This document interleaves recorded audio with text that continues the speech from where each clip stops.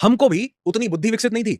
हमको अच्छे कि ये वाला काम नहीं करोगे ना तो भगवान नाराज हो जाएंगे। अरे भैया, अगर कोई नाराज होने के लिए बैठा तो वो भगवान थोड़ा है। आप जो हो, आप वही अपनी जिंदगी में अट्रैक्ट करोगे, वो नहीं अट्रैक्ट करोगे जो आप चाहते हो। क्योंकि चाहने से अगर पाया जाता तो हर इंसान पा लेता, लेकिन चाहने से पाया नहीं जा रहा है, होने से पाया जा रहा है। तो अनुराग सर, काफ़ी दिनों बाद आपसे दोबारा मुलाकात हो रही है।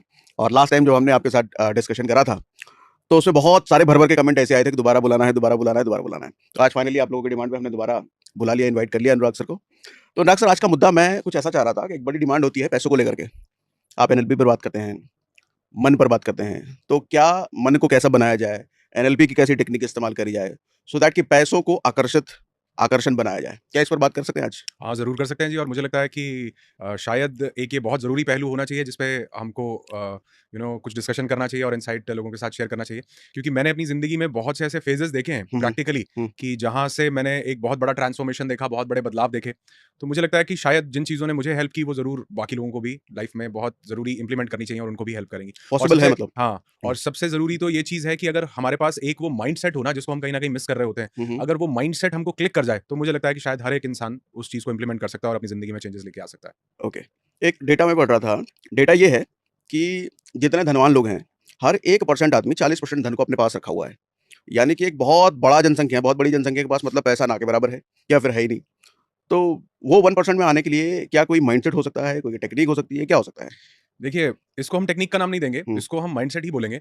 उसका एक बहुत बड़ा कारण है, आप अगर थोड़ा-सा देखो ना कि ये सिर्फ़ पैसे के क्षेत्र में लागू नहीं है। हुँ, ये आप कोई इंडस्ट्री, कोई जॉनरा, कोई फ़ील्ड आप उठा के देख लो, हर जगह ये लागू है। आप देखो कितने लोग क्रिकेटर बनना चाहते हैं। टीम इंडिया के लिए कितने लोग खेल पाते हैं? मतलब अगर आप देखो तो वो 1% से भी छोटा आंकड़ा आपको मिलेगा कि कितने लोग जो है शुरू करते हैं, फिर धीरे-धीरे रणजी तक पहुँचते हैं या फिर आईपीएल या और जितने भी टूर्नामेंट्स होते हैं, उन तक पहुँचते हैं। लेकिन इंडिया के लिए टॉप 1% में कितने लोग आ पाते हैं?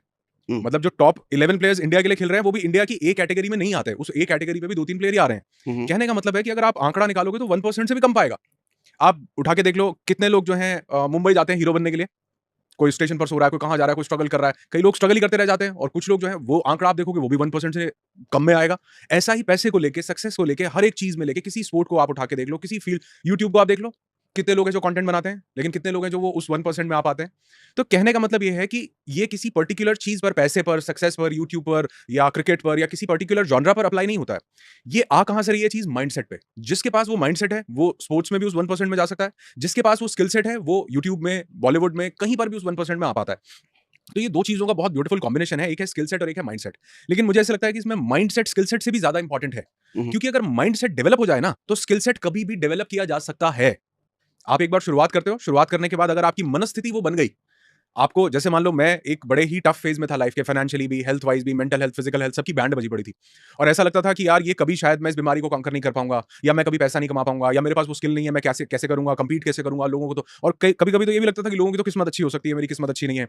लेकिन जब वो मनस्थिति बदली, जब माइंडसेट बदला, तो मुझे लगता है कि शायद वो हर एक स्किल सेट जो ज़रूरी था किसी चीज़ को करने के लिए, वो मैंने डेवलप करता चला गया। और वो ऐसे कहते हैं ना कई बार कई लोग कि वो हलवा है, हुँ। वो हलवे की तरह डेवलप होता जाता है। क्योंकि आपकी पूरी की पूरी बुद्धि, आपका मन, आपकी चेतना, हर चीज़ उस जगह पर आकर केंद्रित हो जाती है, जो आपको फिर वो सारे दरवाज़े धीरे-धीरे ओपन करना शुरू कर देती है, संयोग बनाती है, सागर जी से मिलाती है, उनसे मिला क्यों? क्योंकि आपकी मनस्थिति बदल गई, आपने अपने माइंडसेट को बदल लिया। तो मुझे लगता है सारा का सारा गेम माइंडसेट का है, जो शायद लोगों को जानना बहुत ज़रूरी है। तो आप जो कह रहे हैं कि एक टाइम था ऐसा, हुँ, फिज़िकल, मेंटल सारा बैंड बजा हुआ था, वो हुँ। क्या टाइम था? कुछ लाइफ में मुझे ऐसा लगता है कि हर एक इंसान की ज़िंदगी में कुछ ऐसे चैलेंजेस हुँ, ज़रूर आते हैं हुँ, हुँ, और ज़िंदगी है तो मैं ऐसा अक्सर बोलता हूँ कि ज़िंदगी ईसीजी की तरह ही चलती है भैया, कभी अप या कभी डाउन। अगर वो सीधी चल रही है तो समझो हुँ, हुँ, हैप्पी बर्थडे हो गया है। तो ज़िंदगी में तो उतार-चढ़ाव आते रहेंगे और ऐसा ही मेरी ज़िंदगी में भी आए। लेकिन वो उतार-चढ़ाव कुछ ज़्यादा ईसीजी बन रहा था, अप एंड डाउन हो रहा था, कुछ हुँ, फाइनेंशियल स्ट्रगल बहुत ज़्यादा हो गया, कुछ ऐसे सर्कमस्टेंसेस बने कि कहीं पर बहुत बड़ा लॉस हुआ और उस लॉस के बाद मुझे ऐसा लग रहा था कि मैं ज़िंदगी में रिकवर नहीं कर पाऊँगा। हुँ, हुँ, डेट बहुत ज़्यादा हो गया और उसी के कारण जो वो स्ट्रेस कई बार होता है ना, वो स्ट्रेस हमें सिर्फ़ ये नहीं हो रहा कि मैं फाइनेंशियली स्ट्रगल कर रहा हूँ। उस स्ट्रेस के कारण जिस तरह का भी मेरे इमोशंस हैं, जिस तरह के भी मेरे भाव हैं, मेरी बॉडी उसी तरह की डिजीज़ेज़ डेवलप करने लगती है। क्योंकि जो स्ट्रेस है, अपने आप में वो भी एक विकार है। मैं अपने माइंड में किसी चीज़ के बारे में कुछ नेगेटिव चीज़ लेकर के आ रहा हूँ, थॉट लेकर के आ रहा हूँ, फँसा हुआ हूँ उसी लूप में, तो मेरी बॉडी भी उसी लूप में फँस जाती है। वो भी नेगेटिविटी के नेगेटिव हार्मोन्स रिलीज़ करना शुरू करती है। ओके। इसको लुईस हे बड़ा अच्छा बताती हैं। एक ऐसी लेडी हुई जिन्होंने अपने एक लाइफ थ्रेटनिंग डिज़ीज़ को, कैंसर को खुद से हील किया और आज वो लाखों लोगों के लिए प्रेरणा का स्रोत बनी हुई हैं। उनकी कुछ बुक्स हैं जैसे you can heal your life, you can heal your body. उसमें लुईस हे बताती हैं कि जिस तरह के भाव हमारे यहाँ पर होते हैं ना, उसी तरह का डिजीज़ या उसी तरह का डिसऑर्डर हमारा शरीर भी डेवलप करना शुरू कर देता है, because mind and body are interconnected. जैसे एक एग्ज़ाम्पल आपको देना चाहूँगा और उनका ये मानना है, मेरा भी मानना है कि our mind doesn't know the difference between imagination and reality. इसको पता नहीं है क्या मैं सोच रहा हूं और क्या सच में हो रहा है। अगर मैं अपने दिमाग में सोच रहा हूं कि मैं सागर जी के पास साथ बैठा हूं और पॉडकास्ट कर रहा हूं, तो ये पॉडकास्ट रियल हो रहा है। और अगर मैं रियल बैठ के पॉडकास्ट कर रहा हूं तो भी ये रियल होता है, क्योंकि जब यहां चल रहा होता है तो दिमाग को नहीं पता कि रियल क्या है और इमेजिनरी क्या है। तो लुइस एक बात बोलती हैं कि कोई भी इमोशन है, वो इमोशन आपकी बॉडी में सर्टेन केमिकल्स रिलीज करता है, और वो केमिकल्स जिस तरह का भाव है उसी तरह के इंपैक्ट क्रिएट करता है। जैसे यदि आपके माइंड में ये इमोशन सप्रेशन का आ गया कि मैं, वो कहती है जिस इंसान के पास परिवार की जिम्मेवारी आ गई, उसके कंधे पे पूरी फैमिली का बोझ आ गया, उसकी एकदम से रिस्पॉन्सिबिलिटी उसके पास आ गई और उसको लगा कि यार बहुत बोझ है, परिवार का एकदम से भार आ गया है, तो आप देखोगे वो अपनी गर्दन में, कंधे में, पीठ में दर्द डेवलप कर लेगा, सर्वाइकल हो जाएगा। ऐसा होता है? 100% आप देखना कितने कमेंट्स हमारे पास आते हैं कि वाकई यार ऐसा है। लेकिन आज से पहले हमने रियलाइज नहीं किया। आज से पहले तो सिर्फ हम कह रहे हैं कि इसको क्योर कर लो, गोली खा लो, ये कर लो, लेकिन वो ठीक नहीं हो रहा, क्योंकि वो आउटसाइड इन नहीं मिला है, वो इनसाइड आउट फ्लो करने वाली चीज है, वो अंदर से मिली हुई चीज है, और हम उसको बाहर से क्योर करना चाह रहे हैं। हम उसको सप्रेस तो कर पाते हैं, रोक तो पाते हैं, लेकिन हम उसको ठीक तब कर पाते हैं जब हम उस इमोशन को जड़ से मिटाएंगे। आप देखोगे दिमाग पर जब वो बोझ ले रखा है, जब वहां से वो लिबरेट होगा, तो वो बोझ हटने से पीठ और गर्दन और कंधे का दर्द ठीक होने लगेगा। ओके। और कितने लोगों को देखना, आप देखना रेजोनेट करेंगे लोग कि जब एक्चुअल में वाकई में परिवार की एकदम से जिम्मेवारी आई, उसके बाद से पता ही नहीं लग रहा कि ये दर्द क्यों नहीं जा रहा है, कहां कैसे आ गया। तो जिस तरह का इमोशन है उसी तरह की चीजें बॉडी डेवलप करने लगती है। तो मेरे पास उस टाइम पर जो इमोशंस थे, लैक के, कि पैसा चला गया, सब कुछ चला गया, होप बिल्कुल खत्म हो चुकी थी कि कुछ नहीं होगा, अनवर्दीनेस की फीलिंग कि मैं कुछ नहीं हूं, मैं कुछ कर नहीं सकता, मेरी सेल्फ वर्थ शटर हो चुकी थी कि यार मैं तो जिंदगी में। और देखो कि जब भी लाइफ में किसी इंसान की जिंदगी में चैलेंज आता है तो उसकी सेल्फ वर्थ सबसे पहले खत्म होती है, क्योंकि उसको लगता है यार मैं कुछ कर ही नहीं पा रहा हूं, कितनी कोशिश कर रहा हूं, यहां हाथ पैर मार रहा हूं, वहां मार, वो कर ही नहीं पा रहा हूं। लेकिन वो जो हाथ पैर मारने की एनर्जी है वो सब नेगेटिव इमोशंस के कारण निकल रही है, वो डेस्परेशन है उसमें, और डेस्परेशन एक बड़ी नेगेटिव एनर्जी है। तो वो धीरे धीरे माइंडसेट भी खराब हुआ, बॉडी में भी डिजीज डेवलप होनी शुरू हुई। ऐसे लगता था कि यार इतनी छोटी उम्र में, कई लोग बोलते इतनी कम उम्र में इतना भी ये कैसे हो रहा है, ये तो 80-90 में होता है। लेकिन आज पता चलता है ये तो 80-90 में भी नहीं होता है, तो सारा का सारा माइंडसेट का गेम है। तो वो स्ट्रेस की वजह से कहीं ना कहीं बहुत सारी डिजीजेस, बहुत सारा फाइनेंशियल स्ट्रगल जो चल रहा था, मुझे ऐसा लगता था कि मैं जिंदगी में शायद कभी इससे बाहर नहीं निकल पाऊंगा। और इसीलिए जो चीजें आज मैं बता रहा हूं या जो मैं बोल रहा हूं ना, उनमें भाव, एक तो होता है भाव, मैं भाव से, हाँ आपका भाव बहुत बढ़िया जी, ठीक कह रहे हो। एक है भाव, एक है अपना पर्सनल एक्सपीरियंस, कि मैंने उस सारे जीवन को जिया है, और जी करके वहां से निकलकर मैं आज यहां पर, जहां जिस भी मुकाम पर हूं, उस सारी जर्नी को बड़ा क्लोजली ऑब्जर्व किया, और मैंने उसमें पाया है कि सिर्फ एक चीज बदलने से, अपना माइंडसेट बदला, माइंडसेट बदलने से भाव बदले, भाव बदलने से स्वभाव बदला, स्वभाव बदलने से उसके बाद धीरे धीरे जो चीजें मेरी जिंदगी में आने वाली थी वो बदली, संयोग बने, लोग मिले, काम बढ़िया हुआ, मेरा स्किल सेट मेरा पॉलिश करने का मन किया कि हाँ इस चीज में काम करता हूं। जब आप आलस में, सुस्ती में बैठे हो तो ना, आप देखो कि उसके पीछे भी एक बहुत बड़ा कारण स्ट्रेस है। उठने का मन नहीं करता इंसान का बेड से, वो सोचता है यार मैं कुछ कर ही नहीं सकता। एक्चुअल में वो कुछ कर सकता है, लेकिन अभी उसके अंतर मन से भाव ही नहीं आ रहा कि मुझे कुछ कर लेना चाहिए, क्योंकि सेल्फ वर्थ पूरी खत्म है, उसको पता है मैं कुछ नहीं कर सकता। तो जब वो अंदर से भाव बदलता है ना, तो आप उठते हो, आप जाते हो। मैंने यूट्यूब शुरू किया, चैनल शुरू किया, एक कंपनी, ट्रेनिंग कंपनी फॉर्म की, और उसके बाद ऐसा देखा कि किसी ने मुझे बोला यार इसमें तो ये वीडियो बनता है, ये तो एडिट करना पड़ता है, ये सब मुझे पता नहीं कहां से। मैं एक दिन अचानक से सुबह बैठा हुआ था, मैंने अपना सिस्टम खोला, मेरे पास किसी सब उस भारी स्ट्रगल में भी एक चीज मेरे पास छूट गई थी, कल रात को भी मैं अपनी टीम से जिक्र कर रहा था, वो था एक मैकबुक। कुछ नहीं बचा था, मतलब मेरे पास बचा रहा था। अच्छा, सब मतलब बिक गया था? सब चला गया था, लेकिन वो मैकबुक मेरे पास सलामत था। तो एक दिन कुदरती ऐसा हुआ कि मैंने उसको खोला, मैं उसके नीचे से ऐसा फिंगर, बैठा हुआ है ना इंसान, जब वो दिमाग में कुछ नहीं होता तो कुछ भी करता रहता है, कुछ भी देखता रहता है, तो मैं ऐसा फिंगर स्क्रॉल कर, उसके नीचे बार जो होता है, उस बार में एक स्टार सा बना हुआ था। मेरी जैसे ही वहां पे आई, उसके ऊपर से एक पॉपअप आया, आई मूवी। ओके। क्लिक किया, मैंने कहा ये क्या है, वो देखा तो वो एक एडिटिंग का सॉफ्टवेयर था। मैंने कहा कोई, और उसी दिन कोई मुझे बोल रहा था कि यार ये तो एडिट वेडिट, और मैं बैठ गया था कि अपने से नहीं होगा यार। ये तो बहुत बढ़िया है। मैंने फटाफट से उसमें उसका कैमरा जो था वो ऑन हो गया, उसमें फेस टाइम करके आता है, वो कैमरा ऑन हुआ, उसमें क्लिप रिकॉर्ड हुई, मैंने उसको कॉपी करके आई मूवी में डाला। मैंने कहा ये तो, ये लेफ्ट से कट मारा, राइट से कट मारा, आवाज नीचे की, आवाज ऊपर की, दूसरी क्लिप, हो गया ये तो। यानी जब आप मनस्थिति बदलते हो ना, तो स्किल सेट डेवलप करने में टाइम नहीं लगता, चीजें अपने आप आपको सूट करती जाती हैं, क्योंकि आपने अपने भाव को बदल लिया है। तो मैंने भाव बदला, स्किल सेट अपने आप बदलता गया, चीजें डेवलप होती गई, मैं उन चीजों को धीरे धीरे पॉलिश करता गया। मतलब स्टार्टिंग में मैं यूट्यूब का वीडियो बनाता भी खुद था, उसको एडिट भी खुद करता था, वो सारा उसका एसईओ भी खुद करता था, डालता भी था, स्क्रिप्ट भी खुद, सारा काम, मतलब ए से लेके जेड तक सब काम कर रहा हूँ, ट्रेनिंग भी कर रहा हूँ, ये भी कर रहा हूँ, वो भी कर रहा हूँ, करता जा रहा हूँ। पता नहीं कहां से चीजें अलाइन होती गई, एक भाव बदलने से कि हाँ यार ये सब कुछ हो सकता है, मैं कर सकता हूँ, ट्राई करके देखते हैं। और मैं अक्सर, जो भी इंसान मुझे सुनता है उसको मैं एक ही चीज बोलता हूँ कि यार जिंदगी में जब भी ये आपके मन में आए ना कि यार ये चीज नहीं हो सकती, या ये मैं नहीं कर सकता, या मैं तो लायक काबिल ही नहीं हूं उसके, मेरा समय खराब है, एक बार सिर्फ अच्छे भाव से उस चीज को इनिशिएट करके देखो, आप देखो दरवाजे खुलने लगेंगे, रास्ते बनने लगेंगे, और वही बनते रहे। और वो रास्ते बनने से हेल्थ के ऊपर काम हुआ, हेल्थ के ऊपर काम हुआ, माइंडसेट के ऊपर काम हुआ, धीरे धीरे अपने प्रोफेशन के ऊपर काम हुआ, और चीजें बदलती गई। लेकिन हाँ, ये सब ओवरनाइट नहीं होता, ये सब यूं नहीं होता। हमें आदत पड़ी हुई है वो एलोपैथी की टैबलेट की, कि सिर दर्द हुआ, डिस्प्रिन खाई, गोली खाई, 15 मिनट में आराम। तो हमें लगता है कि सब चीजें जो गड़बड़ हमने 40 साल में की हैं, जो 15 साल 10 साल में गड़बड़ किया है, वो यूं ठीक होना चाहिए।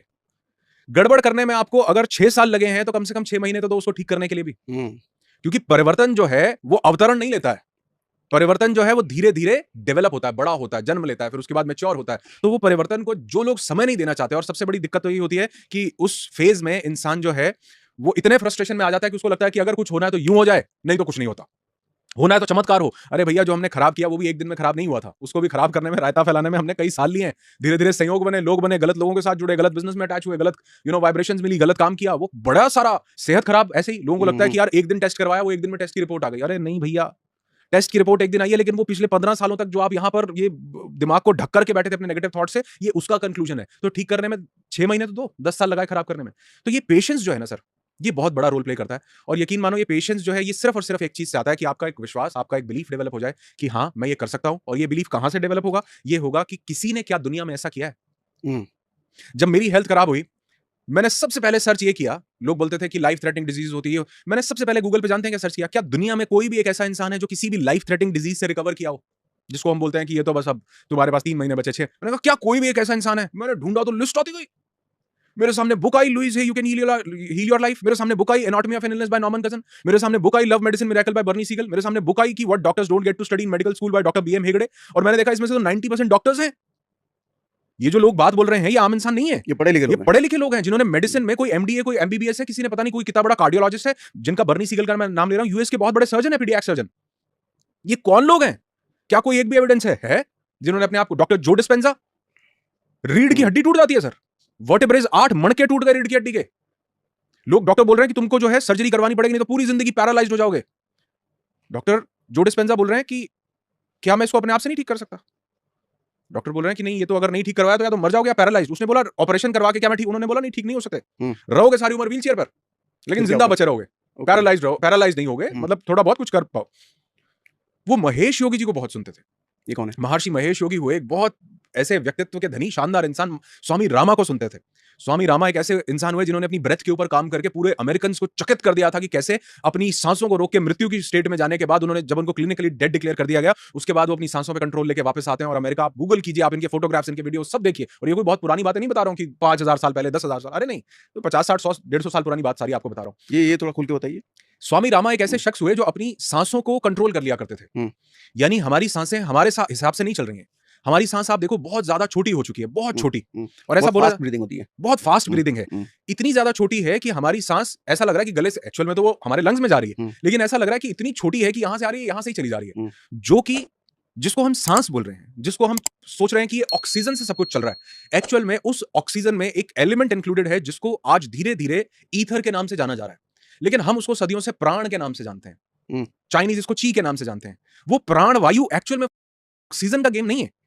इसीलिए मैं अक्सर बोलता हूं कि अगर ऑक्सीजन ही सांस को चला रही है, तो भैया जिस दिन बंद होगी 20, 50, 100 सिलेंडर का अरेंजमेंट करना, मैं तो कहीं जाने वाला ही नहीं हूं। लगाते रहना, ठोको ठोको, सिद्धू जी की तरह ठोको ताली, ठोको एक सिलेंडर, लगाते जाओ, कहां जाऊंगा मैं? खाली ऑक्सीजन नहीं चला रही है, उसमें एक प्राण शक्ति इंक्लूडेड है। तो उस प्राण शक्ति को कॉन्कर कर लिया था स्वामी रामा ने अपनी मेडिटेशन से, अपनी साधना में। ऐसा अगर आप सर्च करेंगे तो सबसे पहला लिखा आएगा मिस्टिकल सेंट ऑफ हिमालयाज, स्वामी रामा। उनकी एक बुक है साइंस ऑफ ब्रेथ। मतलब हम उस बुक को अपने, हमारे जो इवेंट्स होते हैं, हम उसका पूरा सार लोगों को समझाते हैं, और लोग 2 घंटे के अंदर जब उस चीजों को इंप्लीमेंट करते हैं अपने ऊपर, तो वो कहते हैं यार ये ऐसा कुछ भी हो सकता था। मतलब कई चीजें तो हम अज्ञानता के कारण नहीं कर पा रहे हैं कि हमें पता ही नहीं है कि ये चीज एग्जिस्ट करती है, हमें पता ही नहीं है कि ये चीज दुनिया में हो सकती है। तो स्वामी रामा को वो पढ़ते थे, वो जानते थे। स्वामी रामा इकलौते ऐसे इंसान थे जिन्होंने, यूएस अमेरिकन ने कहा कि यार ऐसे कैसे कोई इंसान अपनी सांस पे काबू करके अपने शरीर के अंगों को रोक लेता है? शरीर के अंगों को रोक लेता है, मतलब अपने शरीर काम करना बंद कर चुका है। बॉडी में कुछ भी नहीं है। आप कह रहे हो डेड डिक्लेयर कर दिया, क्लिनिकली डेड डिक्लेयर कर दिया गया। आप गूगल कीजिए, आप उनकी बुक्स को पढ़िए, क्लिनिकली डेड डिक्लेयर कर दिया गया। और जब क्लिनिकली डेड डिक्लेयर किया, सब कुछ उनको भी लगा कि भाई ये तो बंदा फेक था, ये तो ऐसे वैसे, अब तो इसका क्रेमेशन करना तो ये। और वो चमत्कारिक रूप से थोड़ी देर के बाद अपनी सांसों को वापस से हासिल करके और वापस आते हैं, और वो अमेरिकन भी चकित हो जाते हैं कि ऐसे ऐसा क्या हो रहा है। तो उनको भी, अमेरिकन को भी, या दुनिया में बाकी लोगों को भी कहीं ना कहीं कुछ समझ में आता है कि यार हिंदुस्तान में कुछ तो है इनके पास, जो इनके पुराने लोग जो इनको देख करके गए हैं। और इसमें आश्चर्यचकित होने वाली बात नहीं है कि जब जिंदगी के सबसे टफ फेज में होते हैं स्टीव जॉब्स, तो वो हिंदुस्तान का रुख करते हैं, नीम करोरी बाबा के पास आते हैं। कोई आश्चर्यचकित होने वाली बात नहीं है कि वो मार्क जुकरबर्ग को भी यही बता करके जाते हैं कि भैया कभी अगर जिंदगी में कुछ जरूरत लगे ना, हॉट या नॉट बनाई चल नहीं रही, उन्होंने कहा कभी ऐसा हो तो हिंदुस्तान जाना। नीम करोरी बाबा तो नहीं है, लेकिन वो एनर्जीज आपको जरूर मिलेंगी, क्योंकि वो हिंदुस्तान आकर वो जान पाते हैं कि एनर्जी, फ्रीक्वेंसी, वाइब्रेशन, जिसको आज साइंस, क्वांटम साइंस डिस्कवर कर रही है, ये हमारे योगियों ने कई सदियों पहले अपने अंदर उतर के जान लिया था कि ये सब चीजें कैसे कार्य कर रही हैं। तो कहीं ना कहीं उन्होंने जब स्वामी रामा को पढ़ा, महर्षि महेश योगी जी को बहुत मानते थे और देखते थे कि कैसे मेडिटेशन चमत्कार कर रही है, विजुअलाइजेशन कैसे काम कर रही है। तो उन्होंने विजुअलाइज करना शुरू किया कि मेरी रीढ़ की हड्डी जो है जुड़ रही है, जुड़ चुकी है, बिल्कुल ठीक हो चुकी है। ठीक होने के बाद मैं कहां घूम रहा हूं, किन लोगों के साथ मिल रहा हूं, क्योंकि जैसा आपकी मनस्थिति है, जैसे आपके विचार भावनाएं हैं, उसी तरह आपकी बॉडी रिएक्ट करती है सर। हम्म, जैसा विचार चल रहा है। और धीरे धीरे आपको क्या लगता है कि इसमें उनको 5 साल लगे? सिर्फ 3 महीने के अंदर, 12 हफ्ते के अंदर वो खुद चल करके हॉस्पिटल जा रहे हैं। ओके। खुद चल के हॉस्पिटल जा रहे हैं। और आज वो लोग हैं कि लोगों की, लाखों लोगों की लाइफ थ्रेटनिंग डिजीज और पता नहीं क्या क्या ठीक कर रहे हैं। और क्या कभी आप मतलब उनके इवेंट्स देखो, सेमिनार्स देखो, शायद पूरी दुनिया में इतना बड़ा काम कोई नहीं कर रहा जो डॉक्टर जो डिस्पेंजा कर रहे हैं। कारण उन्होंने एक चीज को समझ लिया कि अपने विचारों को, अपनी फीलिंग्स को, अपने भाव को अगर बदला जाए तो न सिर्फ हमारा शरीर बदलता है, बाकी पूरा का पूरा यूनिवर्स उसी तरह से आपके साथ अलाइन होना शुरू हो जाता है। यही मुझे समझ में आया। मैंने कहा अगर एक इंसान कोई लाइफ थ्रेटनिंग डिजीज से ठीक हो सकता है तो मैं भी हो सकता हूं। क्योंकि मैं तो युगांडा से या चांद से या मार्स से नहीं आया हूं, मैं भी तो वही इंसान हूं। उसी पंच महाभूत से बना हुआ शरीर है, अग्नि पृथ्वी जल वायु आकाश। तो जो उस व्यक्ति के साथ घटित हो रहा है मैं भी कर सकता हूं, अगर वो किसी के भी साथ, और वो एक के साथ नहीं हो रहा, वो हर एक के साथ हो रहा है। हम कई बार मैं लोगों के साथ ये शेयर करता हूं, हमारे इवेंट में, हमारे इवेंट होता है अवेकन योर हीलिंग इंटेलिजेंस, 4 दिन लोग मेरे साथ पूरा जुड़ते हैं, बात करते हैं, तो मैं उनके साथ सिर्फ एक चीज शेयर करता हूं। मैं कहता हूं आप सिर्फ और सिर्फ ये चीज करके देखो अपने साथ, अपने विजुअलाइजेशन में, अपने अंदर अपने भाव को बदल करके, कि कैसी जिंदगी आप जीना चाहते हो उसको यहां पर जीने लग जाओ। जब आप उसको यहां जीने लग जाते हो तो न सिर्फ आपका शरीर बल्कि पूरा यूनिवर्स उसी के अकॉर्डिंगली अलाइन होना शुरू हो जाता है। और ये जब लोग करते हैं 1-2 दिन के बाद लोगों को लगता है यार वाकई ये तो इतना पावरफुली काम कर रहा है, क्योंकि हमारा कर्म सिर्फ हम फिजिकली नहीं कर रहे हैं, हम यहां से भी जो सोच रहे हैं वो भी हमारा कर्म है। तो अगर हमने यहां पर अपने विचार बदले तो हमने अपना कर्म बदल लिया। मैंने अपने कर्म बदले अपने विचारों के थ्रू, और वो कर्म बदलने से धीरे धीरे देखा कि मेरी बॉडी में उसके चेंजेस आ रहे हैं, मेरे माइंड में उसके चेंजेस आ रहे हैं, लोगों के रूप में चेंजेस आ रहे हैं। उसी तरह के लोग मेरे साथ जुड़ने लगे जो मुझे एलिवेट करें, जो मुझे ऊपर लेकर के जा सके, मुझे सपोर्ट करें, मुझे अच्छी चीज बता सके। और अगर कोई बुरी चीज भी बताता था तो मनस्थिति बदलने के कारण उसमें से मैं कुछ अच्छा पिक कर लेता था। जैसे गांधी जी को किसी ने एक चिट्ठी लिखी और चिट्ठी में गालियां ही गालियां थी, और वो चिट्ठी थी लगभग 4 पेज की। वो 4 पेज की चिट्ठी लिखी, वो गांधी जी पढ़ते गए, वो साथ में उनका कोई शिष्य खड़ा था, वो देखकर हंस रहा वगैरह, क्या भाई बापू इतनी गालियां इसमें लिखी? वो करे कोई बात नहीं, सारी चिट्ठी पढ़ी। चिट्ठी पढ़ने के 4-5 पेज थे, पिन लगाया हुआ था, वो चिट्ठी के जितने पेज थे वो निकाले, पिन रख लिया। वो कहते ये क्या कर रहे हो? कहते ये काम की चीज है। पिन रख लिया। पिन जो पेजेस को जोड़ा हुआ था जिस पिन ने, वो पिन रख लिया, पेजेस सारे दे दिए। वो बोला ये क्या कर रहे हो? कहते ये काम की चीज है, काम आएगा। ये अपने काम का नहीं है, साइड में कर दो। ओके। तो हर एक ऐसी परिस्थिति में, हर एक ऐसी चीज में हमें कुछ ना कुछ काम की चीज जरूर मिल जाती है, अगर हमारा मन, हमारा भाव वैसा है उसमें से कुछ अच्छा देखने का तो वो देखा, और आज सब कुछ आपके सामने है कि कैसे चीजें बदलती हैं। और मैं इसका एक साक्षात लाइव एग्जांपल हूं कि क्या तो स्ट्रेस, और क्या तो डिप्रेशन, और क्या तो सुसाइडल थॉट्स, और क्या तो anti depressant pills, sleeping pills, क्या फाइनेंशियल स्ट्रगल, और जिंदगी में हर उस चीज से निकला। और ये मैं इसलिए नहीं बोल रहा हूं क्योंकि मैं निकला, मैं एक्सेप्शन हो सकता हूं, लेकिन मेरा जितने पार्टिसिपेंट्स मेरे पास आते हैं वो सब अपनी जिंदगी में ये चीज अनुभव कर पाते हैं जब वो अपने माइंडसेट के ऊपर काम करते हैं। तो ये मुझे पता चलता है, बड़ा क्लियरली दिखता है, लोगों को दिखता है कि हाँ, यहां पर चीजें बदलने से बॉडी में और बाहर सब कुछ बदला जा सकता है, सिर्फ अपनी मनस्थिति को कॉन्कर कर लिया जाए तो। अभी थोड़ी देर पहले आपने आई मूवी का वो जो एग्जांपल दिया, आपके पास मैकबुक बचा हुआ था, तो ये आई मूवी और मैकबुक था तो बहुत पहले से थे, लेकिन मुझे लगता है शायद आप उस सर्चिंग जोन में आए, लुकिंग जोन में आए, तब जाके वो दिखा। तो आदमी, मुझे लगता है मनस्थिति के बदलने का मतलब जब आदमी उस सर्चिंग जोन में आ जाए तो चीजें होती हैं आसपास ही हैं, दिखना तब शुरू होता है। बिल्कुल ठीक है। नहीं, तब तक शायद वो नेगेटिव, मेरे किस्मत में ही कुछ नहीं है, ऐसा वाला होता है। हमने कितनी बार ये कहानी सुनी है कि पांडवों को उनके गुरु लेकर के गए और गुरु बोल रहे हैं कि भैया वो पेड़ के ऊपर क्या दिख रहा है? जिसका जैसा भीम को भूख लगी हुई है तो वो बोल रहा है गुरुजी आम दिख रहे हैं, बहुत बढ़िया मीठे मीठे आम लगे हुए हैं। समझ रहे हो? अब वही चीज अर्जुन से पूछी गई तुम्हें क्या दिख रहा है, तो वो बोल रहा है मुझे चिड़िया की आंख दिख रही है। क्योंकि वो इसी भाव से गया कि मुझे जो है अपनी धनुर्विद्या के लिए मैं यहां पर, बाकी किसी किसी को भूख लगी है, कोई सोच रहा है कि यार क्या वेदर, किसी को वो नकुल सहदेव को हो सकता है वहां पे पत्ते क्या वेदर है, शानदार, बहुत बढ़िया। लेकिन वो जिस मनस्थिति से वहां पर गया उसको वो कह रहा है मुझे चिड़िया की आंख दिख रही है। तो एक ही चीज में 10 इंसान अलग अलग, जैसे हम स्टोरी एक बार बताते हैं ना कि एक हाथी, 10 अंधे लोगों को एक हाथी के सामने खड़ा किया, उन्होंने देखा तो है नहीं, उन्होंने कहा भी बताओ हाथी कैसा होता है। जिसने पैर को टच किया उसने कहा बहुत बड़ा खंबे जैसा हाथी होता है। जिसने उसकी सूंड को टच किया उससे पूछा गया भाई ये हाथी कैसा, उसने कहा बड़ा सॉफ्ट सॉफ्ट लचीला ऐसे ऊपर। किसी ने पूंछ को टच किया उसने कहा ये तो बिल्कुल चूहे जैसा, ये तो पतला सा ऐसा ऐसा हाथी हो। तो वो जिस जगह पर वो इंसान थे उसी जगह के हिसाब से उनको वो भाव आया कि हाथी कैसा होता है। ऐसे ही आप यहां पर जिस जगह पर हैं उसी तरह की चीजें आपके साथ, आप लोगों को देख करके, चीजों को ऑब्जर्व करके सुनोगे।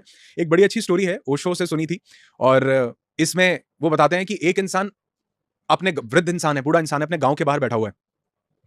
एक राहगीर वहां गांव से गुजर रहा है, उसको अपना गांव चेंज करना है, बदलना है, पुराने गांव से निकल करके आया है। ठीक है। तो वो उस वृद्ध इंसान से, गांव के बैठे बाहर बूढ़े इंसान से पूछता है कि ये जो गांव है, ये गांव के लोग कैसे हैं? कहते क्या करना है? कहते मुझे शिफ्ट होना है, मैंने काम बदल लिया तो मैं नई जगह यहां पर आना चाहता हूं, मुझे बदलना है। तो वो कहते पहले ये बताओ जिस गांव में तुम रहते थे उस गांव के लोग कैसे थे? वो सोचता है यार ये क्या सवाल हुआ। कहते लेकिन फिर भी बताओ उस गांव के लोग कैसे थे? कहते इतने बेकार थे, इतना मतलब तंग करके रखते थे कि वहां से निकलने ऐसे लगता था कि कब यहां से निकलूं और बढ़िया जगह पे जाऊं। पर ये गांव के लोग कैसे हैं? कहते ये गांव के लोग उससे भी ज्यादा बेकार हैं। 2 ही दिन में लगेगा कि तंग हो गए, फिर ढूंढोगे कि नया गांव, यहां मत बसो, कहीं और जाओ। एक दूसरा व्यक्ति आता है, वो पूछता है उस इंसान से कि बाबा ये गाँव के लोग कैसे हैं? मुझे इस गाँव में बसना है। कहते पहले ये बताओ जिस गाँव में रहते थे वहाँ के लोग कैसे थे? कहते तो काम के चक्कर में निकलना पड़ा लेकिन ऐसे इंसान थे ऐसा लगता था स्वर्ग में रह रहा हूँ। इतने खूबसूरत, इतने अच्छे, इतने दिल के साफ, इतने नेक, इतने मदद करने वाले, इतने बढ़िया लोग थे। लेकिन ये गाँव के लोग कैसे हैं? कहते हैं भूल जाओगे पुराने गाँव के लोगों को, उससे भी 10 गुना ज़्यादा अच्छे लोग आपको यहाँ पर मिल जाएँगे। इतने नेक दिल मिलेंगे, इतने अच्छे मिलेंगे। उस बाबा से किसी ने पूछा ऐसा क्यों बता रहे हो? कहते ये जैसी मनस्थिति से आए हैं वैसे ही ये इन लोगों को भी रिसीव करने वाले हैं। अगर किसी को लगता है पुराने लोग बहुत खराब थे तो यहाँ भी सब लोग खराब ही मिलने वाले हैं भैया। अगर किसी को लगता है पुराने लोग बहुत अच्छे थे तो यहाँ उससे भी अच्छे लोग मिलने वाले हैं क्योंकि लोग वैसे नहीं है जैसे वो हैं। लोग वैसे होते हैं जैसे आप उनको देखना शुरू करते हैं। तो इसलिए जो आप कह रहे हो वो बिल्कुल ठीक है कि जैसे हमारे यहां पर चीजें होती हैं वैसा ही चीजें को हम देखना शुरू करते हैं। वो मैकबुक में पहले 50 बार खोला होगा, बंद किया होगा, देखा होगा बड़ा सुंदर है, पीछे एप्पल का लोगो बना हुआ है, लाइट जलती है, बहुत बढ़िया है, लेकिन उस दिन ध्यान गया सिर्फ और सिर्फ आई मूवी पे। उस दिन ध्यान गया सिर्फ और सिर्फ चिड़िया की आंख पे, क्योंकि ढूंढ आप ऐसा ही कुछ रहता है। क्योंकि मनस्थिति वैसी बनाने के आगे अग्रसर हो रहा था कि मुझे ये चीज करनी है, तो वही चीजें सामने आने लगी, दिखने लगी। पैसों को आकर्षित करने के लिए क्या किस तरह का मनस्थिति बनाया जाए? देखो सर, लोगों का सवाल होता है बहुत कॉमनली है। हाँ, ये बहुत ज्यादा, और मेरे पास भी हमारा लॉ ऑफ अट्रैक्शन का इवेंट होता है, आप यकीन नहीं मानोगे 90% लोग उसमें आकर के सबसे पहला सवाल यही पूछते हैं कि सर मैं पैसा कैसे आकर्षित करूं। तो एक्चुअल में जो हमारा इवेंट होता है उसका नाम है लॉ ऑफ अट्रैक्शन, लेकिन मैं लॉ ऑफ अट्रैक्शन सिखाता नहीं हूं। मैं किसी को नहीं बोलता हूं कि आपको कुछ अट्रैक्ट करना है, मैं इसका बिल्कुल उल्टा करता हूं। वो कैसे? जब हम लास्ट टाइम मिले थे तो भी मैंने आपके साथ एनर्जी के बारे में काफी चर्चा की थी, काफी डिस्कस हुआ था, और हमने वाटर बॉटल के साथ ही शायद मैंने आपको बताया था कि हर चीज एक एनर्जी है। ये भी एक एनर्जी है, मैं भी एक एनर्जी हूं। हमारे योगी सदियों पहले से बात बोल करके आए कि यथा ब्रह्मांडे तथा पिंडे, जो पूरा ब्रह्मांड है वही ये पिंड है। मतलब हम सब वही एनर्जी से मिलकर के बने हैं, वही पंचमहाभूत से मिलकर के बने हैं, पंचमहाभूत में विलीन हो जाते हैं। जो मिट्टी की थी मिट्टी में चली जाती है, जो अग्नि थी अग्नि ले जाती है, जो वायु में थी वो वायु में विलीन हो जाती है। लेकिन साइंस आज डिस्कवर कर रही है, हमको न्यूटन बता रहे हैं, हमको आइंस्टीन बता रहे हैं कि everything is energy and energy can not be created not destroyed, it can only be transformed. आप नया कुछ नहीं बना, सब चीजें ट्रांसफॉर्म एक रूप से दूसरे प्रारूप में बदल रही हैं। तो मैं कहता हूं भैया अगर सब कुछ एनर्जी है तो तुम्हें अट्रैक्ट करने की क्या जरूरत है? क्या चीजें तुम्हारे पास नहीं अट्रैक्ट होकर आ सकती? आप जिंदगी में आज एक बहुत अच्छे मुकाम पे हो, आपने भी बहुत बार ऐसा महसूस किया होगा कि आपके भाव अच्छे होने के कारण आपको कोई चीज नहीं भी चाहिए, या आपने अट्रैक्ट करने का नहीं भी सोचा होगा, लेकिन वो इंसान, वो परिस्थिति, वो पैसा, वो दौलत, वो सिचुएशन, वो खुद आपके पास चल के आए होंगे। कैसे आए? आपने तो कभी उस पर्सन का नाम, लोग बोलते हैं यार फलाना पर्सन, फलाना पैसा, 1 करोड़। मैं कहता हूं अपने भाव को बदलो, करोड़ छोड़ो, आप तो बड़ा छोटा सोच रहे हो, पता नहीं क्या क्या चीजें आपके पास आने को तैयार है। क्योंकि जब सब कुछ एनर्जी है तो जरूरी थोड़ा आप ही ऐसी एनर्जी हो जिसको अट्रैक्ट करना पड़ेगा। आप अपने भाव को बदलो, चीजें भी आपकी तरफ आकर्षित होकर के आएंगी, पैसा आपकी तरफ आएगा। तो जहां पर हम ये कोशिश कर रहे होते हैं ना कि मुझे ही चीजों को अट्रैक्ट करना है, वहां पर एक डेस्परेशन है, एंड डेस्परेशन बहुत नेगेटिव एनर्जी है सर। डेस्परेशन में लैक का, कमी का भाव है। अगर मैं बोलूं कि मुझे 1 करोड़ कमाना है, तो सबसे पहले दिमाग में डेस्परेशन, लैक आता है कि मेरे पास अभी कुछ नहीं है भैया, मैं अभी गरीब हूं, मैं अभी कंगाल हूं, तभी तो मुझे कमाना है। तो मैं डेस्परेशन वाली फीलिंग में क्यों जाऊं? तो क्या फर्क है डेस्परेशन और किसी को आकर्षित करने वाली फीलिंग में? डेस्परेशन का मतलब है कि मुझे ये बड़ी ही एक, जैसे मैंने लास्ट टाइम भी आपको बताया था, एक होती है भूख, एक होती है हवस। हवस मिटती नहीं है, भूख मिट जाती है, क्योंकि भूख में शांति है और आपको एक संतोष है कि इसके बाद भी मैं बिल्कुल रिलैक्स, मैं बिल्कुल ठीक हूं। लेकिन हवस में ऐसा नहीं है, आप वो पूरा करने के बाद भी दिमाग जो है सारा टाइम उसी हवस वाली चीज में ही दौड़ता रहता है। तो जब आप डेस्परेट हो ना किसी चीज के लिए, तो बैक ऑफ आवर माइंड, आपका माइंड आपको आपको नहीं पता चल रहा, कॉन्शियसली आपको चल रहा है मैं अट्रैक्ट कर रहा हूं, लेकिन हर एक चीज आपको सिग्नल दे रही है कि अभी तेरे पास ये नहीं है। लैक की, कमी की फीलिंग आ रही है, डेस्परेट हो आप बहुत ज्यादा उसके लिए। और उस डेस्परेशन में ना आप कभी भी उसका जो प्रोसेस है उस पर आपकी नजर नहीं जाएगी। मुझे यूट्यूब पर मान लो एक अच्छा चैनल बनाना है और मेरा आउटकम ये है कि मैं भी सागर जी की तरह, मेरे भी 2-4 मिलियन सब्सक्राइबर हो, मैं भी बढ़िया। उस डेस्परेशन में ना मैं 4 मिलियन को तो देखता रहूंगा, क्योंकि मैं उसके लिए डेस्परेट हूं, लेकिन उसके लिए करना क्या पड़ेगा उस पर मेरी नजर नहीं जाएगी, क्योंकि मेरी सारी की सारी एनर्जी उस 4 मिलियन को देखने में लगी है। लेकिन मैंने ये नहीं देखा कि सागर अंबानी तो नहीं हो आप, सागर सिन्हा किस बैकग्राउंड से उठ के आ रहे हैं, किस स्ट्रगल से उठ के आ रहे हैं। इनके पास गोल्डन स्पून नहीं था, लेकिन आज मैं ये देख रहा हूं सागर सिन्हा 4 मिलियन, बड़ी गाड़ी, क्या मोबाइल, क्या स्टूडियो, क्या। मेरी पूरी डेस्परेशन ने मुझे सिर्फ उसी जगह पर केंद्रित 3 मिलियन 2 मिलियन सागर जी के एक शॉट सागर जी डालते हैं, मैं भी ऐसा शॉट। आपके पास वो चीज कभी नहीं आ सकती, क्योंकि आप सिर्फ और सिर्फ आउटकम को देख रहे हो। सागर जी के उस प्रोसेस को देखो ना। सागर जी जब एक रील के अंदर ये बात बोलते हैं कि भैया जिसको ज्यादा वक्त दोगे वो कदर नहीं करेगा, और जिसकी कदर करोगे वो वक्त नहीं देगा, तो ये सागर जी ने जिया हुआ है, समझ रहे हो? सागर जी ने ये चीजें ये इसके प्रोसेस को जिया हुआ है। हमने रील सुननी, मैं भी अब वही रील कोई और कॉपी करके बनाएगा, क्या वो भी 5 मिलियन जाएगा व्यू? भाव नहीं है सर। वो भाव कब आएगा? जब मेरे पास डेस्परेशन नहीं होगा, मुझे इस काम से मोहब्बत होगी, और वो मोहब्बत में एक सरेंडर का भाव आता है। मान लो मुझे एक YouTube का चैनल बनाना है, मैं चाहता हूं कि मेरी अच्छी बातें लोगों तक पहुंचे, मैं लोगों की लाइफ में कुछ चेंज ला पाऊं। एक तो ये भाव है, एक ये भाव है कि मेरे 2 मिलियन सब्सक्राइबर हो जाएं। 2 मिलियन सब्सक्राइबर में मेरा फोकस 2 मिलियन पे है, और अच्छी बातें लोगों तक पहुंचाने में मेरा फोकस सिर्फ अच्छी बातें पहुंचाने में है। तो मैं जो कर रहा हूं, मैं आपसे बात कर रहा हूं, मुझे मिल गया सर। आप ये वीडियो को नहीं डालो, नहीं अपलोड करो, नहीं जाए, मुझे मिल गया, आपसे बात करके आनंद आ गया, क्या नहीं आया? क्या मुझे ये भाव है कि आप ये वीडियो कितने मिलियन टच करेगा, कितना व्यू आएगा? नहीं। 2 लोगों ने भी सुना, उनकी जिंदगी में भी बदलाव आया, बहुत काफी है, बहुत बढ़िया है। एक इंसान की जिंदगी में भी इंपैक्ट आया, काफी है, बहुत बढ़िया है। तो मुझे, हमें ये काम करके मजा आ रहा है सर। हम यहाँ बैठे हैं, हमारी एनर्जीज बड़ी हाई है। क्या आपके माइंड में ये है किस डेट को डालना है, कब होगा, कितने मिलियन व्यूज, क्या है माइंड में? नहीं। क्या मेरे माइंड में ये हो सकता है कि हम इसके बारे में चर्चा करें? मैं तो सीख रहा हूं आपसे। हमारे पास डेस्परेशन ही नहीं है सर। और लग सकता है कि बड़ा आसान है बोलना, भैया आज तुम वहां पहुंच चुके हो। अरे नहीं, ये शुरुआत वहीं से करनी पड़ेगी जब आप पहुंचे नहीं हो, यहां से बदलना पड़ेगा। तो डेस्परेट नहीं होना। हाँ, आपको गोल जरूर सेट करना है, लेकिन अगर आप गोल के साथ अड़े रहे तो याद रखना श्री कृष्ण की वही बात कि आपको, श्री कृष्ण बोलते हैं कर्मण्येवाधिकारस्ते मा फलेषु कदाचन, यानी कर्म करो, फल की चिंता नहीं करो। लेकिन अगर मैं 4 मिलियन 2 मिलियन कितने व्यूज क्या चीज ये सोच रहा हूं, तो मैं फल की चिंता के साथ ही अटैच हूं, मेरा कर्म के साथ तो अटैचमेंट ही नहीं है। जबकि हम जो श्री कृष्ण बोल रहे हैं, हम उसको समझ रहे हैं कि यार फल की इच्छा नहीं करनी है, ऐसा बोल रहे हैं। नहीं, ऐसा नहीं बोल रहे हैं, वो बोल रहे हैं चिंता नहीं करनी फल की। क्योंकि अगर आप फल की चिंता करते रहोगे तो आप उसी के साथ अटैच रहोगे, और आप ये जो प्रोसेस है इसमें एंजॉय नहीं कर पाओगे, इसको फॉलो नहीं कर पाओगे। लेकिन मिलेगा तब जब आप प्रोसेस को फॉलो करोगे। हम सब डेस्परेशन में आके उस एंड रिजल्ट के साथ जुड़ जाते हैं, उस प्रोसेस को भूल जाते हैं। काम करने में मजा नहीं आ रहा। एक बंदा बोल रहा है यार 1 करोड़ रुपया कमाना है, लेकिन वो जब काम, अरे जल्दी करो ना यार, पता नहीं कितनी देर बिठा के रखते हो, अरे 2 घंटे हो गए यार तुम्हारा शूटिंग, क्या कर रहे हो यार, क्या? उसको सिर्फ एक ही चीज चाहिए कि एंड में क्या मिल जाए, क्या मिलेगा? अरे नहीं यार, ये बात करते करते आनंद आ रहा है, हाँ मजा आया, बात की क्या, इसमें एनर्जीज नहीं है, इसमें एनर्जीज है। तो यहाँ पे आप 2 घंटे छोड़ो, आप सारी रात बिठा कर रखो, आप सारी रात भजन करेंगे, हवन करेंगे, लगे रहेंगे, गाते रहेंगे, बातें करते रहेंगे। क्यों? क्योंकि इसमें आनंद है। तो मुझे लगता है जब आप प्रोसेस के साथ अटैच होते हो तो डेस्परेशन नहीं होता। हम लोग का एक इवेंट होता है हील योर सोल करके, हम लोगों को ना वहां मसूरी ले जाते हैं, वादियों में, पहाड़ों में, हिमालयाज की गोद में ले जाते हैं। अब या किसी ने जाना गोवा, मुझे घूमने के लिए जाना है गोवा 2 महीने बाद, वो पूरी 2 महीने की एनर्जी उस गोवा के एक प्रोसेस में लगा दे, तो सर कितने दिन एंजॉय कर पाएगा? जितने दिन गोवा में है, 2 दिन 3 दिन। लेकिन अगर वो उसकी पूरी जर्नी को जीने लग जाए, आज मैंने कपड़े खरीदे नए, आज मैंने एक बॉक्सर, एक शॉर्ट खरीदा जिसपे लिखा आई लव गोवा, अरे वाह, इसको सूटकेस में रखा। अगले दिन बच्चों को बोला कि यार ये भी चीज ले लेना। तीसरे दिन मैं जाने लगा, बाय रोड ट्रेवल किया, मैं मसूरी जा रहा हूँ, वादियां, अरे झरना क्या बढ़िया आया। तो मुझे सिर्फ इस चीज से अटैचमेंट नहीं है कि 3 दिन मसूरी में या 3 दिन गोवा में बिताऊंगा तो बढ़िया। लोग तो यही कर रहे हैं, 1 करोड़ आ जाएगा तो बढ़िया हो जाएगा, गोवा घूमने जाएंगे तो खुश होंगे। अरे खुश हो जाओ, गोवा अपने आप बुला लेगा आपको, यही गोवा हो जाएगा, यही मसूरी हो जाएगा। लेकिन अगर आप उस मनस्थिति के साथ गए 2 दिन तो आप खुश होगे, वापस जिंदगी में क्या, फिर नया टारगेट सेट करोगे, फिर कुछ और ढूंढोगे।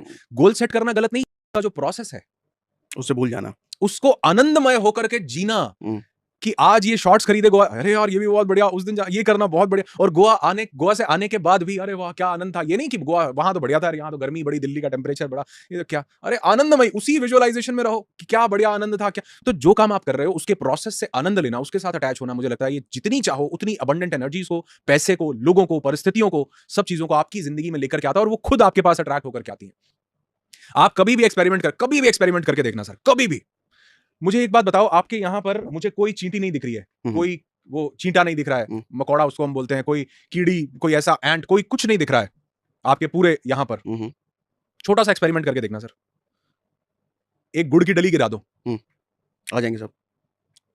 आपने तो, गुड़ ने तो कोई हेलो हेलो माइक टेस्टिंग की नहीं कि हेलो मैं गिर चुका हूं, आओ मेरे पास, कोई ऐसा किया क्या? नहीं। चींटी अपने आप आ जाएगी। क्यों? क्योंकि उसकी फ्रीक्वेंसी की चीज उसको मिल गई है, उसको सेंसेस, वो अपनी सेंसेस से देख लेगी। अरे 50 मीटर दूर, 1-2 घर दूर भी कुछ गिरा होगा ना, वहां पे भी चींटियां आ जाएंगी आसपास की, जो कहीं छुपी, कहीं भी होंगी। तो ऐसा नहीं है कि आप चीजों को आकर्षित करते हो, आप भी करते हो, लेकिन अगर आपकी वाइब्रेशंस प्योर हो जाए, आप उस हायर लेवल पर चले जाओ, तो चीजें, लोग, परिस्थितियां सब आपकी जिंदगी में आने लगते हैं धीरे धीरे करके। सिर्फ जरूरी इतना है कि आप अपने भाव को बदलो, अपनी मनस्थिति को बदलो, जिससे कि आप देखोगे कि पूरा यूनिवर्स आपके पास उन सब चीजों को लेकर के आएगा जो आप अपनी जिंदगी के सपने में भी नहीं सोच सकते हो। मतलब ये भी नहीं सोच सकते हो, मैं आज ये भी नहीं सोच सकता हूं कि एक जन्म में भी ये हो सकता है क्या जो मेरे साथ हुआ। मुझे तो तब लगता था कि इसके लिए तो 5-7-10 जन्म लेने पड़ेंगे, फिर भी आज मुझे लगता है ये एक ही जन्म में हो रहा है क्या, एक ही जन्म में कहां से कहां आया हूं। तो ये सिर्फ और सिर्फ भाव बदलने से, आपकी मनस्थिति बदलने से, आपके विचार बदलने से, आपकी फीलिंग्स बदलने से। एक बहुत अच्छी बुक है डॉक्टर वेन डायर की, पावर ऑफ इंटेंशंस, की नियत बदल लो सब बदल जाता है। ओके। नियत बदलने से नियति बदल जाती है, कि आपने नियत बदली, आप देखोगे जैसे ही आपके भाव बदले, सब चीजें उसी तरह से अलाइन होकर आपके पास आने लगी। तो लॉ ऑफ अट्रैक्शन, मुझे ऐसे लगता है कि अगर हम डेस्परेशन के भाव में जाएं कि मुझे ही सब चीजों को अट्रैक्ट, मैं ये पालूं, मैं वो पालूं, अरे नहीं, उस पाने के लिए करना क्या पड़ेगा वो करने लग जाओ, समर्पित कर दो, सरेंडर कर दो, आप देखो चीजें अपने आप आपके पास आने लगेंगी। और अगर आपको लगता है वो फिजिकली नहीं हो पा रही, तो उनको यहां करना शुरू कर दो, क्योंकि ये भी कर्म ही है। यूनिवर्स को, यूनिवर्सल एनर्जीज को, आपके माइंड को ये पता नहीं चलता है कि आप कहां से इमेजिन कर रहे हो या क्या रियल में हो रहा है। एक शायर का शेर अक्सर मैं बोलता हूं, मुझे बहुत अच्छा लगता है, वो बोलते हैं, आज घर से मस्जिद है बहुत दूर, चलो किसी रोते हुए बच्चे को हंसाया जाए। यानी शायर का कहने का मतलब है कि बच्चे को हंसा दिया तो ये भी खुदा की इबादत हो गई, खुदा की इबादत जैसा हो गया ये, इतना बढ़िया काम, क्योंकि वो जान रहा है कि खुदा सिर्फ मंदिर, मस्जिद, गुरुद्वारे, गिरजाघर में नहीं बैठा है, वो तो आपकी वाइब्रेशंस को स्टडी, तो आपने एक अच्छा काम किया है तो वो भी उस तक पहुंचा है। वो नहीं चाह रहा कि मेरे दरवाजे पर आकर मत्था टेकोगे तो ही बात बनेगी, कह रहा है कि आज एक बच्चे को क्यों ना हंसाया जाए, खुदा की इबादत करनी है तो वो भी इबादत जैसा हो गया। तो यानी कि आपने अपने जो एक्ट आप कर रहे हो आपने उसको बदला, तो सारा यूनिवर्स उसी तरह से आपके साथ काम करने लगता है, सब बदलने लगता है। तो चीजों को डेस्परेट एनर्जी मत दो, बल्कि आप उस हायर स्टेट में आ जाओ कि मैं इस काम को एंजॉय कर रहा हूं, तो बाकी सब चीजें आपकी तरफ उड़ कर आने लगती हैं सर। तो काम को करते हुए एक डर का भी भाव होता है, पूरा ना हुआ तो, नहीं हासिल कर पाए तो, नहीं पहुंच पाए तो, क्या इसको कैसे काउंटर किया जाए? सर ये फिर से वही बात है कि जो हम नहीं पहुंच पाए वो कहां नहीं पहुंच पाए, वो गोवा नहीं पहुंच पाए। मान लो मुझे, और आप पहुंचने की बात ही नहीं कर रहे हैं। मुझे मसूरी जाना है, मैंने एक टारगेट सेट कर लिया कि मुझे मसूरी जाना, एक बार में बात खत्म हो गई ना। अब क्या मुझे रोज रोज वो टारगेट सेट करना है? नहीं। मुझे तो मसूरी जाना है, मैंने ये प्लान बना लिया। अब अगर किसी कारणवश मैं मसूरी नहीं भी पहुंच पा रहा हूं, तो आप यकीन मानो कि उस रास्ते में जो झरने आ रहे हैं ना, वो मुझे उतना ही आनंदित कर रहे हैं जितना मुझे मसूरी करता। क्योंकि हो सकता है किसी लैंडस्लाइड के कारण, किसी बारिश के मौसम के कारण या किसी और कारण पे मैं किसी जगह पर नहीं पहुंच पा रहा हूं, मैं नहीं पहुंच पाया, लेकिन मैं 2 दिन बाद वापस आ गया, तो हो सकता है मेरा प्लान हो गॉड का कि यार अब इसको ना सिंगापुर भेजते हैं, अब इसको स्विट्जरलैंड भेजते हैं, अब इसको यहां भेजते हैं, और आपके पास कोई और अपॉर्चुनिटी, तो जो अपॉर्चुनिटी आपको लग रहा है बंद हो रही है, एक्चुअल में वो आपको सही दिशा में लाना चाह रही है।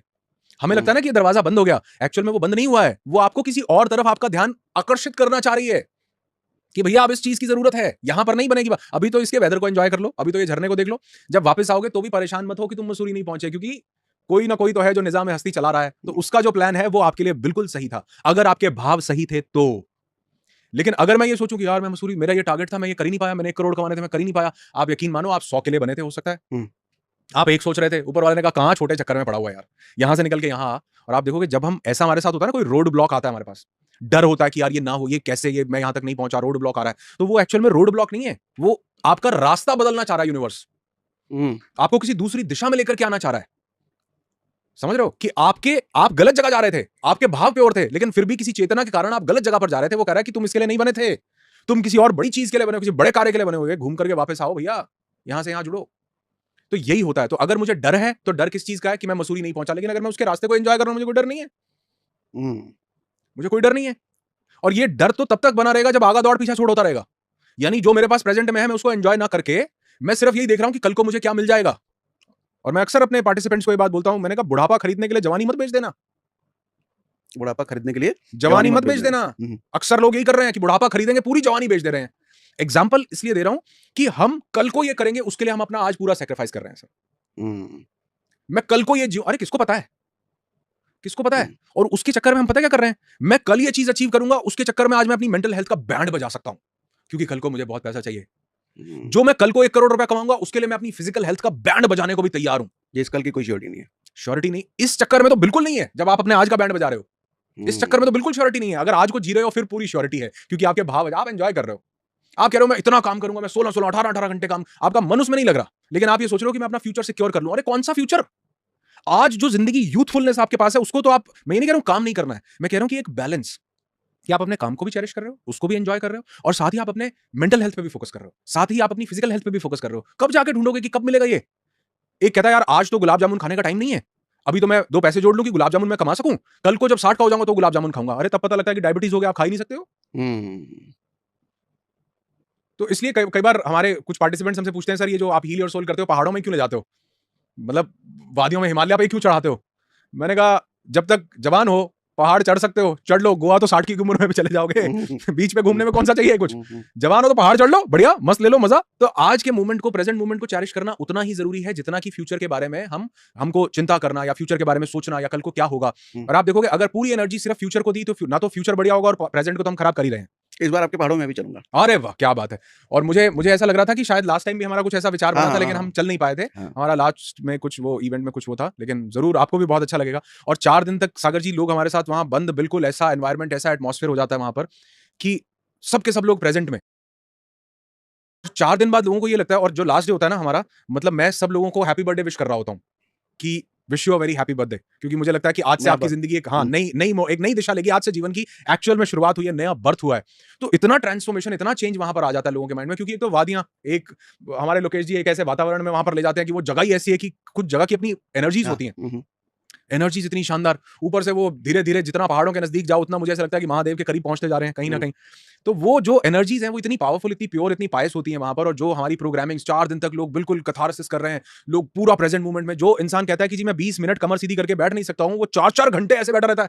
ओके, वो खुद से हैरान, वो कहता है यार ये मेरे साथ हुआ क्या है।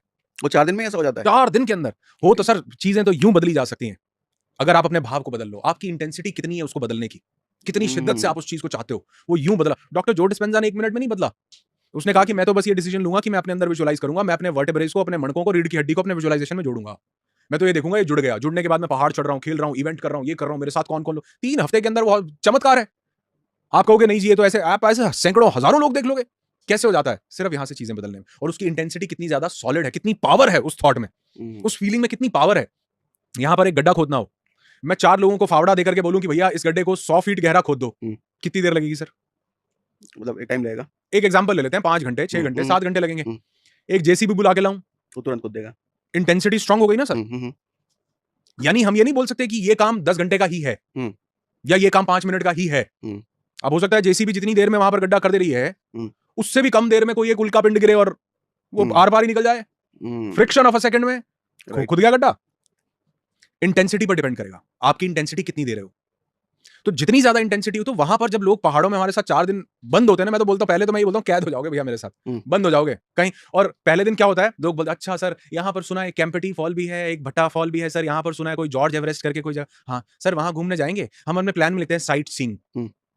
दूसरे दिन मैं उनसे पूछता हूँ कि भैया आज क्या प्लान है, किसी को बाहर जाना है? बोलते हैं सर नहीं, किसी को नहीं जाना। किसी को नहीं जाना। क्यों? पहले दिन क्या होता है हमारा जो, क्योंकि हमको रूम्स लिमिटेड मिलते हैं, पार्टिसिपेंट्स को हम ज्यादा ले जाना चाहते हैं, तो हमारे पास ना ट्रिपल शेयरिंग ऑक्यूपेंसी होती है कि एक 1 BR होता है, उस 1 BR में 2 रूम है, एक में डबल बेड लगा हुआ है और एक में सोफा कम बेड लगा हुआ है। तो 2 लोग डबल बेड पर सो गए और एक इंसान सोफा कम बेड पर सो गया। तो वो जो इंसान वहां आता है ना उसको लगता है यार मैं 40-50-60 हजार रुपए दे रहा हूँ सर, ये मैं शेयरिंग, सर ये शेयरिंग कैसे सर, मेरे को कोई सिंगल रूम, कोई मेरे को ऐसा कोई, अब हमारे पास लिमिटेड जगह है, लिमिटेड लोग हैं, तो हमको अकोमोडेट करना होता है। हालांकि वो इतना शानदार है कि आपको वो फील ही ऐसी नहीं आती है कि, लेकिन पहले दिन एक इंसान को सर कोई सिंगल बेड सर, मेरे को भी अलग से कुछ। तीसरे दिन चित्रेश जी हम गलत तो नहीं हूं, एक हमारे पास हॉल है जहां पर हम मेडिटेशन और सब वो करते हैं। तीसरे दिन मैंने उन सबको बोला कि अब ठीक है जी अब खत्म होगा, अब रूम में चलते हैं। सारे पार्टिसिपेंट्स मिलके आकर पता है क्या बोल रहे हैं? बोल रहे हैं सर इनके पास गद्दे हैं तो मंगवा लो, सबके सब यहीं बैठते हैं, सब यहीं सोते हैं। तो पहले दिन जो भाव है सर मुझे अलग कर दो, वो कह रहा है सर इनके साथ रहने दो, ये सब लोग जो हैं यहीं सर, यहीं गद्दे बुला लो, यहीं नीचे बिछाओ और यहीं सो जाते हैं, सारी रात हवन करेंगे, सब रात विजुअलाइजेशन करेंगे और फिर यहां सो जाएंगे। भाव बदल गया लोगों के हिसाब से, एटमॉस्फेयर के हिसाब से, कैसे लोग हैं, कैसी वाइब्रेशंस हैं, देख रहे हैं क्या एनर्जीज हाई हो रखी है हमारी, क्या दिमाग। कई लोग तो बोलते हैं सर यहाँ 4 दिन मैं आया हूं, मेरे पास ऐसे ऐसे विचार आ रहे हैं काम करने के, ये पहले क्यों नहीं आ रहे थे? वही बात है कि किसी को अर्जुन की आंख दिख रही है और किसी को येलो कलर का बढ़िया बढ़िया मीठा मीठा आम दिख रहा है, जो भूखा है उसको आम। क्या कोई ऐसी प्रैक्टिस भी होती है मनस्थिति बदलने की? हाँ, लोग अपने घर में कर पाए या खुद? हाँ, मनस्थिति बदलने के लिए सबसे पहली प्रैक्टिस तो ये करनी पड़ेगी कि आपको सरेंडर का भाव लेकर के आना पड़ेगा। आपको ये सोचना पड़ेगा कि कोई तो सुप्रीम बीइंग है, कोई तो यूनिवर्सल इंटेलिजेंस है, उसको आप जो मर्जी नाम देना चाहो वो दे सकते हो, भगवान, अल्लाह, वाहिगुरु, गॉड, खुदा, परमात्मा, बुद्धा, जीसस, जो आपकी इच्छा हो। मैं उसको यूनिवर्सल इंटेलिजेंस बोलता हूं, मैं उसको कायनात बोलता हूं। मुझे लगता है कि इससे ज्यादा इंटेलिजेंट कोई भी नहीं है। ये इंसान के अंदर वो चीज डेवलप कर देती है जो उसको चाहिए होती है। कभी आप हमारे साथ पहाड़ों पर चलोगे, आप वैसे भी जाते रहते होगे, आप पहाड़ों पर देखोगे, डॉग्स देखे हमने पहाड़ों के? नोटिस नहीं किया। अब जाके नोटिस करना, आप पहाड़ों के डॉग्स देखोगे ना, उनके शरीर पर फर होता है, बहुत ज्यादा बाल होते हैं, ढके होते हैं वो बहुत ज्यादा। क्यों भैया? ठंड।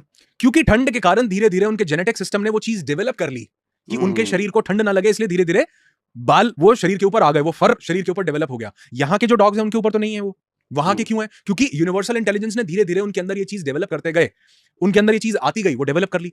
ठीक वैसे ही जब हम यहां से अपने आप को बदलते हैं तो यूनिवर्सल इंटेलिजेंस तो ये बोलती है सिर्फ जो हुक्म है मेरे आका, उसके पास तो एक ही, जो हुक्म है मेरे आका, जो हुक्म आप जो कह रहे हो वो ठीक है बिल्कुल। अगर आपको, मैं पार्टिसिपेंट्स को बोलता हूं, if you think you can do it you are right, if you think you can not do it you are also right. ये भी सही है। आपको लगता है आप कर सकते हो, बिल्कुल ठीक, लगता है नहीं कर सकते, बिल्कुल मेरा उसमें कोई योगदान नहीं है, आपको लगना चाहिए सबसे। तो सबसे पहले एक सरेंडर का भाव, एक कन्विक्शन, भगवान, अल्लाह, वाहिगुरु, गॉड, खुदा पर, मैं उसको यूनिवर्सल इंटेलिजेंस बोलता हूं। मुझे उसमें इतना बिलीफ है क्योंकि मैंने उस बिलीफ से लोगों की जिंदगी में चमत्कार होते हुए देखा है, अपनी जिंदगी में चमत्कार होते। सरेंडर, जब आप सरेंडर कर देते हो ना सर, कल ही हम लोग एक चर्चा कर रहे थे, कुछ बात हो रही थी, और वहां पर आप देखो जो अंगद था, मतलब अंगद एक रामायण का एक बहुत अहम पार्ट था, लेकिन आप देखोगे कल चित्रेश जी के साथ कितनी खूबसूरत चर्चा हो रही थी कि वो जो है वो राम जी के एक कैटेगरी के लोगों में नहीं आता था। मतलब वो हनुमान जी वाले फ्रंट वाले पोजीशन में पर नहीं नहीं था है, वो वो। सुग्रीव नहीं है, वो बाली नहीं, वो सुग्रीव नहीं है, वो मतलब वो जामवंत नहीं है, वो फ्रंट उसमें नहीं आता था, लेकिन वो दूत बना के उसको भेजते हैं कि तुम जो है रावण के पास जाओ, और वो रावण की भरी सेना में अपना पांव गाड़ देता है और वो कहता है कि अगर इस पांव को भी हिला लिया तो समझो युद्ध नहीं होगा, तो समझो श्री राम हार गए। अंगद के पांव को अगर तुम्हारे किसी भी शूरवीर ने हिला दिया, यानी एक छोटा सा सैनिक, वो कह रहा है भैया वो जानता नहीं रावण और इंद्रजीत और पता नहीं कैसे कैसे क्या अक्षय कुमार जैसे पावरफुल लोग, वो कह रहा है कि पैर हिला दिया तो खत्म, समझो युद्ध तुम जीत गए, ये तुम्हारे जो तुम्हारे पास है तुम्हारा, हम वहां से वापस। एक छोटा सा बंदा बात बोल रहा है, कहां से बोल रहा है, उसको बिलीव है अपने श्री राम पर, उसको पता है ये पैर तो ये छू भी नहीं पाएंगे, और वो बड़े से बड़े महारथी आते हैं और वो अंगद का पांव नहीं हिला पाते हैं, वो लोग जिन्होंने राहु केतु को अपने पंजे से बांधा हुआ है वो लोग उसका पांव नहीं हिला पाते हैं। बिलीफ सबसे पहला, अगर मेरा बिलीफ स्ट्रांग है कि हाँ मैं सरेंडर करता हूं, कोई ना कोई तो डिवाइन इंटेलिजेंस है जो मेरा बुरा नहीं चाहती है ना मेरा अच्छा चाहती है, वो तो जो मैं चाह रहा हूं उस पर बोलती है जो हुक्म मेरे आका, ना बुरा चाहती है ना अच्छा चाहती है, वो तो जो हम चाहते हैं उसको अप्रूव करती है सर। अगर मैं कहूं कि हमने ना कई बार कई चीजें ऐसी बच्चे को सिखाने के लिए ना हमको उसको डर देना पड़ता है कि बेटा ये रोटी खा ले नहीं तो बाबा आ जाएगा उठा के ले जाएगा, करते कि नहीं, बेटा ये कर लो नहीं तो मैडम ऐसे, करते कि नहीं। ये ना थोड़ी सी अज्ञानतावश, क्योंकि बच्चा छोटा होता है वो समझ नहीं पाता, हमने कई चीजें ऐसी बनाई कि ये नहीं करोगे तो भगवान दंड देंगे, ये काम नहीं करोगे तो खुदा ऐसे कर देगा, ये नहीं करोगे, ये व्रत नहीं रखोगे तो ऐसे हो जाएगा, इस टाइम पर ये कर दिया तो भगवान कुंठित तो नाराज हो जाएंगे। ये बच्चे को, बालक को समझाने के लिए, क्योंकि उसको और कुछ समझ में नहीं आता तो उसको एक छोटा सा डर दिया जाता था, ऐसे ही हमको भी दिया गया, लेकिन उसके पीछे मंशा डराने की नहीं थी, उसके पीछे था भैया ये काम कर ले, रोटी खा ले, तेरे लिए जरूरी है, नहीं खाएगा तो बाबा उठा के ले जाएगा। हमको भी उतनी बुद्धि विकसित नहीं थी, हमको अच्छे कि ये वाला काम नहीं करोगे ना तो भगवान नाराज हो जाएंगे। अरे भैया अगर कोई नाराज होने के लिए बैठा है तो वो भगवान थोड़ा है, वो भगवान कैसा जो नाराज होने के लिए बैठा है, वो फूफा है, वो तो फूफा है, वो तो जीजा है, वो भगवान थोड़ा हुआ। तो भगवान आपके लिए कभी आपसे नाराज होने के लिए नहीं बैठे हैं, वो यूनिवर्सल इंटेलिजेंस तो सिर्फ ये बोल रही है भैया जो तुम चाह रहे हो मैं भी वही चाह रहा हूं, क्योंकि हर एक के लिए खाता लगाना, कापी लगाना कि सागर जी ने क्या अच्छा अच्छा किया, लिखो लिखो लिखो, इसने बुरा, अरे लिखो इसका बुरा बुरा लिख दो, कितने रजिस्टर लगाने पड़ेंगे भैया।